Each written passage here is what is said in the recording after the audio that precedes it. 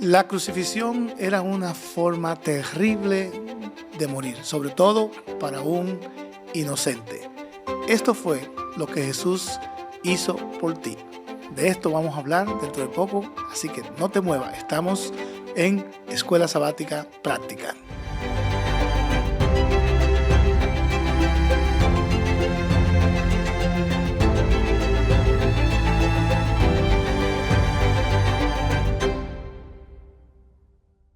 Bienvenido a Escuela Sabática Práctica. Estamos en la lección número 12. Con una lección más terminamos este trimestre. ¿Cómo ha pasado el tiempo? Pero la alegría que yo tengo es de saber que tú has estado ahí con nosotros. No solamente conmigo, sino también con mis compañeros. Mis compañeros Héctor Delgado y el pastor Arnaldo Sicopiede. ¿Cómo se sienten en este día de saber que estamos en la lección número 12? Emocionado porque esta parte de la lección nos introduce en el corazón mismo de la pasión de Cristo. Muy contentos y poder apreciar un poquito de eso que vamos a estudiar por la eternidad, que es el amor de Dios para con nosotros. La lección para esta semana se titula Juzgado y Crucificado, y el texto central lo encontramos en Marcos capítulo 15 versículo 34, que dice: y a la hora novena Jesús exclamó a gran voz: Elí, Elí, lama sabactai, que quiere decir: Dios mío, ¿por qué me has desamparado? Este es uno de los textos más profundos, porque era el Dios hombre que estaba allí pendiendo en una cruz y está diciendo: Dios mío, ¿por qué me has desamparado? ¿Qué nos puede decir esto acerca de esta expresión? Bueno, es la expresión del dolor supremo. Es la frase que nos dice a nosotros que Jesús está experimentando una experiencia única en la historia humana. Única en la historia de Él como persona, como ser humano, pero también me atrevería a decir única en su historia como Dios. Porque aunque sabemos que Jesús como ser divino no está muriendo en la cruz, sino que es su humanidad que está muriendo allí, es imposible que lo que pasaba con su humanidad, dada su íntima unión en la encarnación, no afectara de alguna manera también la divinidad. Pero ese es el precio que Cristo está pagando para redimir a toda la humanidad. Me imagino que muchos de ustedes, los que nos están escuchando, habrán pasado tal vez alguna noche terrible, alguna mala noticia, alguien te traicionó, alguien te abandonó y estuviste rodeado de personas y te sentiste solos y tal vez te preguntabas: ¿por qué me pasa esto? ¿Qué hice de malo? ¿Por qué me tratan así? Bueno, Jesús pasó mucho más que nosotros, pero Él en ese momento de tinieblas se sintió como a veces nosotros nos sentimos y mucho más, pero Él confió. Él sabía que tras todas esas tinieblas estaba el Padre, y Él confió en Él, y por la fe Él murió, por la fe se entregó en Él. Y nosotros en los momentos de problemas, de clamor, dolor, tenemos que pensar lo mismo, por la fe avanzar.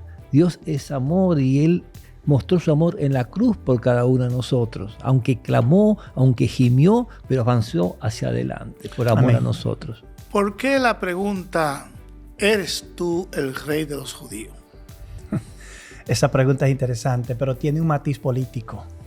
Porque Pilato está preocupado por la naturaleza política de este conflicto que ha llegado a sus manos. De hecho, ese día bien temprano los judíos llegaron donde él, y tan temprano fue que él se sintió molesto porque lo importunaron. Cuando se levantó, nos dice el deseado de toda la gente que él dijo: esta gente me tiene cansada. Yo voy a resolver esto rápido y voy a salir de ellos. Pero cuando él se encuentra con esta persona que han traído delante de él, dice el mismo libro que su humanidad se despertó. Algo pasó en él. No podemos decir que fue algo que lo transformó, pero sí algo que lo tocó, que lo impactó. Y él piensa que va a lidiar con un caso común y corriente. Pero este fue el punto de inflexión de la vida de Pilatos. De aquí en adelante nada sería igual. Desafortunadamente no fue igual para mejor ni para bien. Pero ¿eres tú el rey de los judíos? Es que Pilato quiere saber si realmente el componente político que a él le han comunicado existe allí. Pero él no encuentra cómo justificarlo porque es que no ve ese ambiente en Jesús. ¿Y cuál fue la respuesta de Jesús a esa pregunta? Bueno, tú lo has dicho, pero no es una admisión. Es una Dice respuesta que evasiva. él lo está diciendo. Es una respuesta evasiva. Eso es lo que tú has dicho. Eso no fue lo que yo dije. Una evidencia más de la sabiduría de Cristo, ¿no? Claro que sí. Ahora sí, Tú lo dices. Es evasiva, es evasiva. Sí. Él no rechaza el título, No, naturalmente. ni lo confirma. Ni lo confirma. ¿Qué nos puede decir, Arnaldo? Bueno, sobre este mismo tema que Jesús le dijo, mi reino no está en el Evangelio de Marcos, pero se complementa, mi reino no es de este mundo, ¿no? O sea, y Pilatos, o sea, sintió algo ante Jesús. ¿Quién no sentía algo ante Jesús? La gente que justamente lo estaban entregando porque veían lo que Jesús era. Dar al César lo que es del César. En cada cosa que lo querían entrampar, él salía hacia adelante. Entonces estaba ese rencor que tenían todos hacia él. Pero él se encuentra con Pilato, Pilato ve algo en él, y la esposa tuvo unos sueños también que dice, no tengas nada que ver con este hombre. Ahí Pilato como que cambia un poco la actitud y comienza a pensar lo que siento ante él, lo que mi esposa me dice, ¿y de qué lo están entregando a este? Siendo hombre se hace Dios. ¡Wow! Y ahí Pilato sí que se asustó y trató de alguna manera de liberarlo. Pero no es una acusación normal. Sí. Porque ante Pilato no llegan casos de personas que acusados de blasfemia. Si él es hombre y se hace Dios, estamos ante un caso de blasfemia. Entonces eso debe resolverlo los judíos en sus ámbitos religiosos. Pero ellos no podían imponer la pena de muerte. Naturalmente, pero al acusarlo de sedición es lo más cerca que pueden estar de lograr algo en la que Jesús termine bajo la peor muerte. Sin embargo, la blasfemia, entendida como los judíos la percibieron en Cristo, es lo que lo trae ante Pilato. Y la sedición tampoco podía ser porque Jesús dijo, mi reino no es de este mundo, o sea, no te tienes que preocupar por mí. O sea, como dicen en Dominicana, en la República Dominicana, Pilato tenía una papa caliente en las manos. Y Pilato se había dado cuenta que estaba por celos Jesús ahí. Se daba cuenta que no había encontrado nada malo en él, pero igual ahí él quería agradar a la política. Esa expresión de los celos a mí me llamó la atención. Cuando lo leí, yo no sé a ustedes, pero a mí me llegó a la mente un pasaje de 1 de Juan 3:12. Nos dice, ¿por qué Caín mató a Abel? ¿Por qué Caín mató a Abel? Y la respuesta que el apóstol da es porque las obras de Abel eran buenas y las de Caín eran malas. Esto nos deja saber que fue por envidia que Caín mató a Abel. Como dijo un poeta, la envidia de la virtud hizo de Caín un criminal. Glorias sean dadas a Caín. Ahora el vicio es lo que más se codicia en la tierra. Es interesante que Pilato se dio cuenta que por envidia estaban entregando a Jesús. Y Caín mata a Abel por envidia, la envidia de la virtud. Y los líderes religiosos están haciendo de manera corporativa lo que de manera individual Caín hizo. Y eso es algo que eriza los vellos. A mí me cuesta entender a Pilatos porque él se dio cuenta que Jesús era justo. Se dio cuenta que esos sumos sacerdotes, mayoría, saduceos, fariseos, que lo odiaban a Pilato porque era inmundo, para ellos eran romanos, ¿no? Era inmundo. Y Jesús no tenía la misma actitud para con Pilato o un griego o un romano. Él era parejito para todos. Y viendo todo eso, Pilato, quiso salvarlo, quiso hacer algo, pero al final pensando en la política, en su poder, en manipular las personas, en no tener problemas con que tener que rendir cuenta delante de César, porque después si le hacen llegar a César, no, ahí hay otro rey ahí, ¿qué hace ahí? O sea, él no quería enfrentar problemas, lo manda a crucificar, o sea, le sale mal la jugada con Barrabás y lo manda a crucificar, pero todo el daño que le hacen a Jesús después que lo manda a crucificar es terrible. Tremendo, tremendo. Salve, Rey de los judíos. ¿Qué le llega a esto a la mente? Una ironía.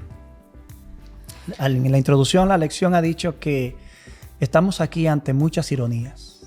Y una ironía pueden ser dos verdades contrastadas, opuestas. Una ironía puede ser algo que alguien escucha pero no percibe, no le entiende. Pero lo cierto es que estamos ante muchas ironías. Salve, Rey de los judíos, es una expresión que se podía utilizar para un rey.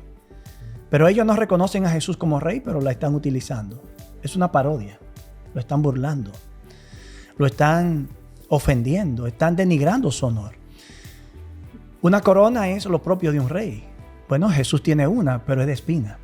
Un manto escarlata es propia vestimenta de un rey. Bien, Jesús tiene una, pero es para burlarlo.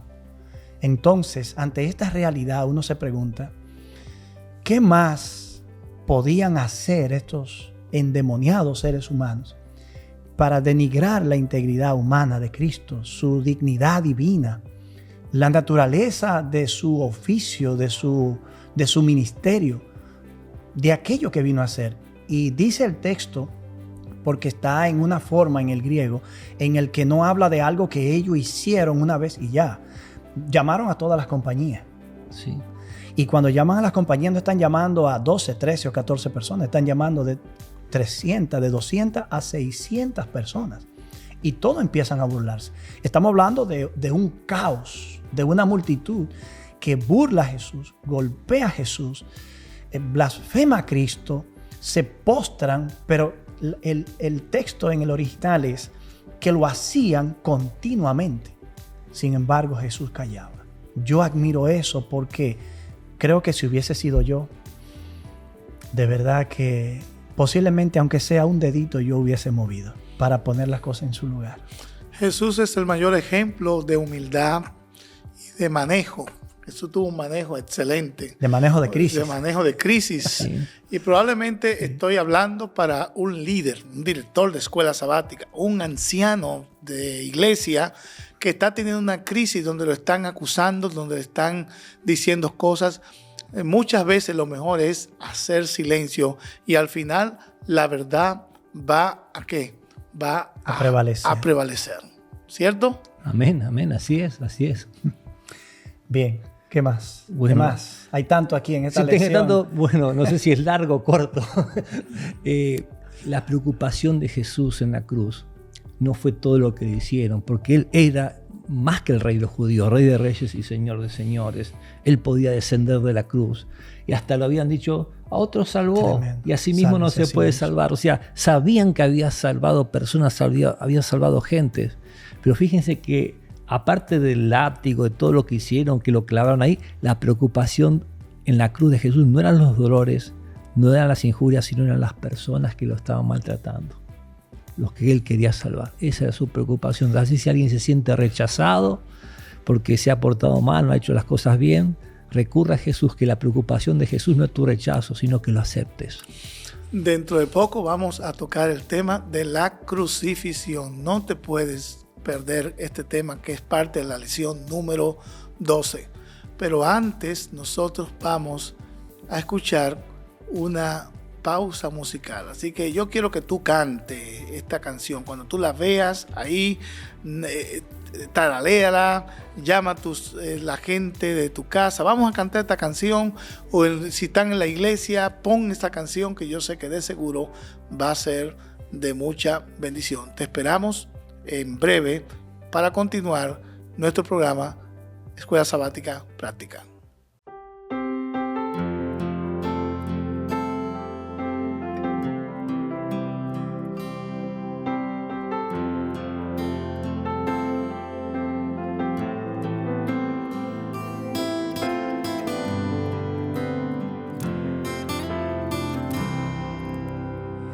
Quiero estar contigo, quiero ser tu amigo, quiero que tú vivas en mi corazón,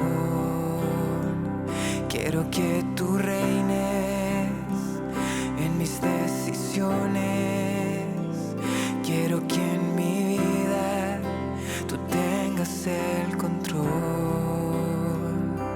Jesús, tú eres mi Señor. Jesús,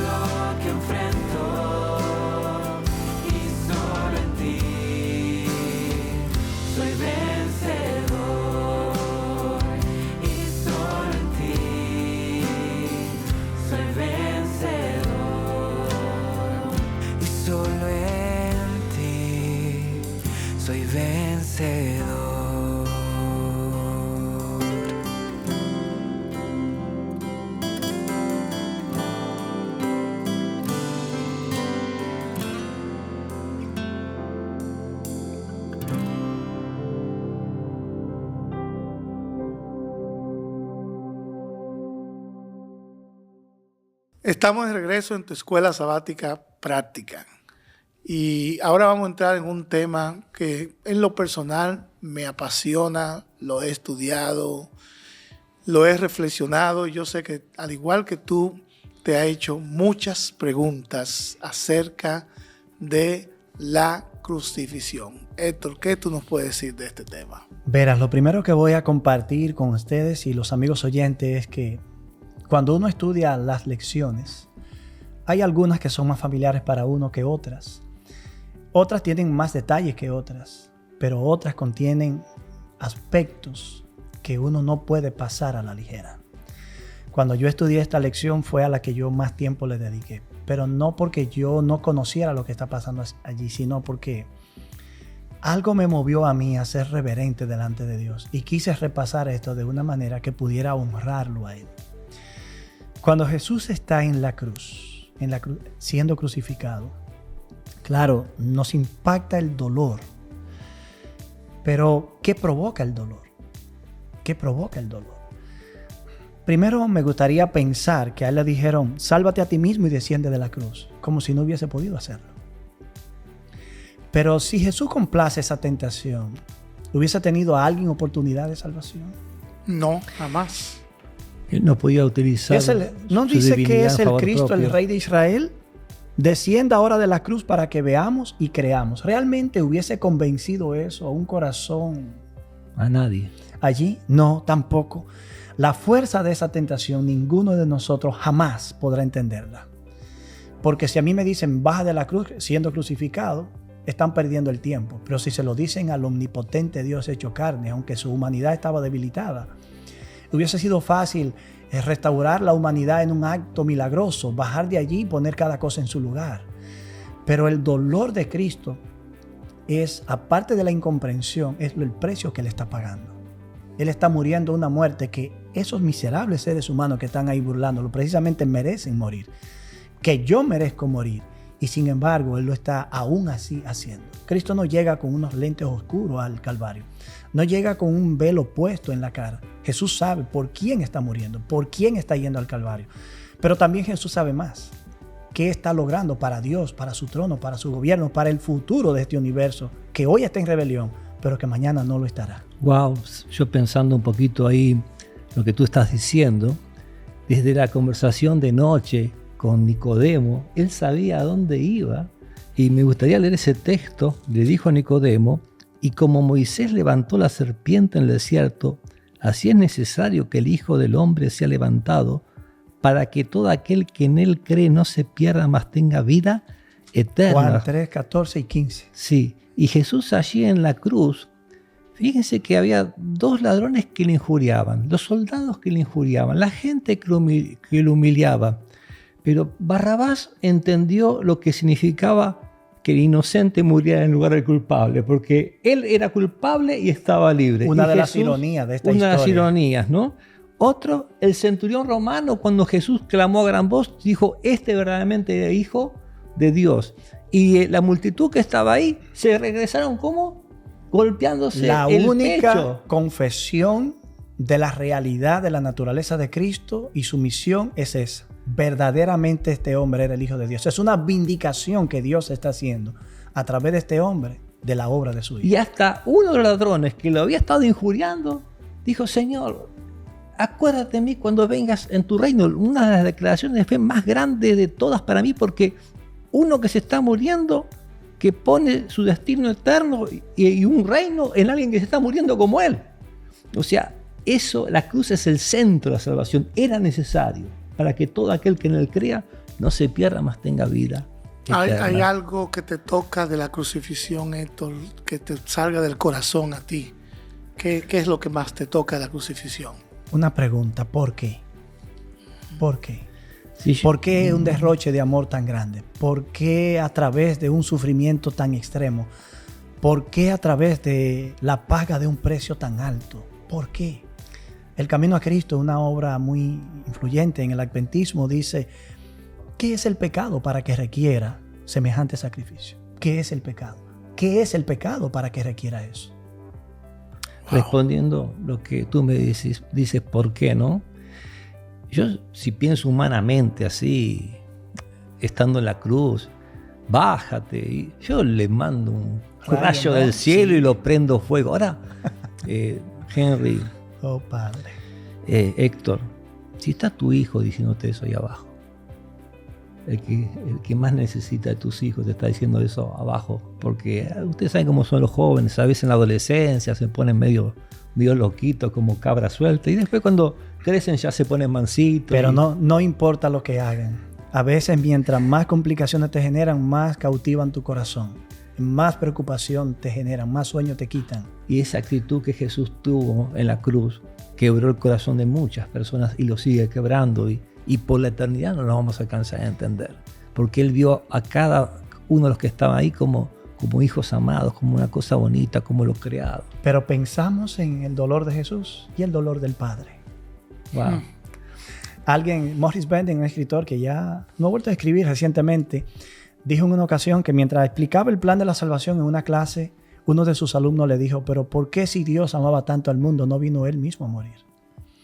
Le dijo, bueno, bien se ve que tú no comprendes que duele más ver a un hijo sufrir que sufrir tú en lugar del hijo. Y esa es la realidad. Aquí el mismo Padre os ama. O sea, el amor de Cristo por la humanidad no es más que un reflejo del amor de Dios por nosotros. El abandono por Dios, abandonado por Dios. Esto es una de las cosas más profundas que tiene esta lección. Porque Jesús era Dios. ¿Sí o no? Sí. Así es. Era Dios, pero hecho hombre. Así es. Por un lado, Él es Dios. Por otro lado, Él es hombre. Pero como hombre, se sintió abandonado. ¿Te has sentido en algún momento abandonado? Tal vez a veces ha pensado que Dios mismo te ha abandonado, pero yo quiero decirte que nunca Dios nos abandona. Y cuando nos llegan unas pruebas, cuando nos quieren crucificar, cuando nos quieren crear un problema, el Padre de lejos está mirando para intervenir. Y esa sombra que se puso, que simbolizaba una separación, también era para cubrir la vergüenza y la desnudez de Jesús. Y pensando en lo que Héctor había dicho, recuerdo al rey David, ¿no? Que cuando perdió a su hijo Absalón le dijo, hijo mío, ¿quién diera que yo muriese por ti? Y él era un hombre conforme al corazón de Dios. Y lo que David estaba diciendo era lo que Jesús estaba haciendo. Me acuerdo de mi abuelito que cuando perdió a su esposa miraba el cuadro. Yo era chiquito y decía, me hubiera muerto yo primero. Y siempre decía eso, me hubiera muerto yo primero. Bueno, tenemos sentimientos que vienen de Dios, ¿no? Pero el sentimiento puro, genuino, sin ningún tipo de egoísmo, se vio en la cruz. Ese sentimiento de abandono se profundiza cuando tú sabes que tú estás mirando a un ser que puede librarte. Sobre todo cuando tú sabes que tú mismo puedes librarte, pero tú has decidido someterte a la circunstancia. Padre mío, ¿por qué me abandona? Bueno, Jesús, diríamos, casi no debió hacer esa pregunta porque sabía que el Padre en un punto lo iba a abandonar, porque Él sabía que iba a pagar una factura que nosotros debimos haber saldado. Pero el hecho es que duele. Y el llanto mismo no denota ignorancia, sino dolor profundo. Cristo nunca en la eternidad había estado separado del Padre. De alguna manera puso en cesación su divinidad, que en ese momento vivió solo como un ser humano. Y si esa es la única forma en la que está existiendo en ese momento, entonces si esa también ha de dejar de ser, es una separación completa la que se produce. Cristo está experimentando lo que la Biblia llama la segunda muerte, que es la paga real del pecado. Piensen, por ejemplo, un poquito más atrás en Getsemaní. Según Mateo, Cristo ora y dice, Padre, para ti todo es posible, o si es posible para ti, pasa esta copa de mí. Pero Marcos no dice así. Marcos dice que Cristo ora, Padre, para ti todo es posible. Es una afirmación absoluta. Sí. Y no dice, si tú quieres, aparta esta copa. Dice, aparta esto de mí. Cristo está experimentando un dolor insoportable. Un dolor que solo la humanidad sostenida por la divinidad podía resistir en ese momento. Y el sentimiento de abandono, de quiebra de esa unión eterna se está experimentando. Y allí Jesús está experimentando la segunda muerte por cada ser humano para poder librarnos de ella y darle una opción hacia la vida eterna. Un punto importante que debemos destacar es que aún en la malvada confabulación de los hombres, la voluntad de Dios está siendo cumplida. No importa lo que te esté pasando, no pregunte por qué, sino para qué. ¿Para qué?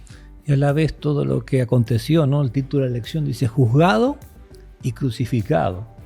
Pero los que fueron juzgados fueron los que estaban allá presentes.